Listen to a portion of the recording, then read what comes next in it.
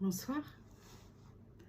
Alors que le cyclone commence à faire sentir toute sa présence dehors, j'avais envie de partager avec vous un nouvel extrait de Nirigami. J'avais annoncé une sortie pour le 27 février. Très clairement, je suis très en retard. Et donc, je vous communiquerai très vite les nouvelles dates et les liens pour se procurer le livre. L'extrait que je vais vous partager se déroule à Paris.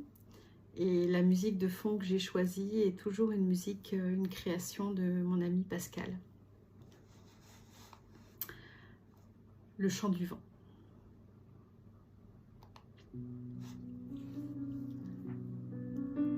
L'humain est par principe résistant à tout changement, à toute nouveauté ou vérité.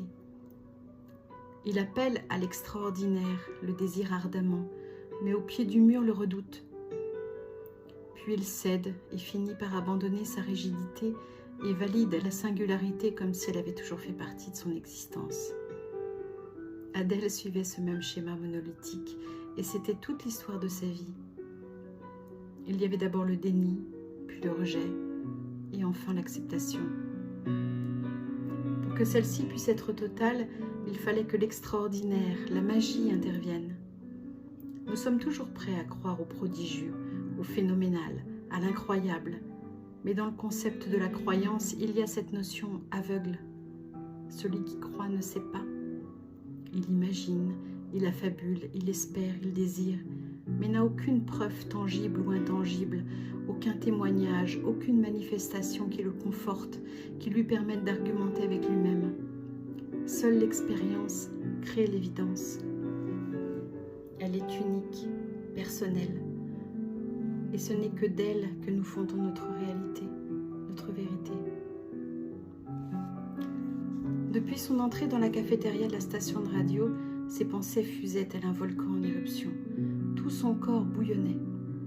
Ses jambes flageolaient et son cœur tambourinait en fanfare dans tout son être. Elle ne s'enhardissait plus à faire le moindre mouvement, le moindre geste, de peur de trahir la confusion dans laquelle elle sombrait. La pièce semblait tourner autour d'elle. Elle n'osait le regarder et ses yeux fixaient tel un hibou le coin de la fenêtre sur lequel il s'édossait. Eden était là, entourée de journalistes et de membres de leur équipe. Derrière le brouhaha ambiant, elle entendait son rire, sa voix. Il restait discret, réservé. Il n'imposait pas sa présence. Une assurance qui ne se voulait pas démonstratrice. Pour ceux qui ignoraient qui il était, et ne l'auraient pas spécifiquement remarqué. Il portait une tenue plutôt décontractée, jean, basket, t-shirt. Une casquette à l'effigie de New York laissait dépasser ses boucles brunes. Puis un homme dont la voix réclamait le silence s'adressa à l'assemblée. Cela n'avait rien de solennel, c'était juste une simple demande. Elle n'écouta pas les mots, mais quand les mains çà et là dans l'auditoire se levèrent, sa propre main, sans qu'elle en eût donné l'ordre, suivit le même mouvement. Sylvie, qui avait continué la discussion dans un monologue qui ne la dérangeait nullement, se tut hébétée et lui dit « Mais qu'est-ce que tu fais ?»« Je ne sais pas, » dit-elle d'un ton interloqué. Eden la regarda directement et lui sourit. Il traversa la cafétéria et vint jusqu'à elle. « Bonjour, je suis Eden. Si vous êtes d'accord, ce sera avec grand plaisir, » lui dit-il en anglais. Je vous souhaite une bonne soirée à tous. À bientôt.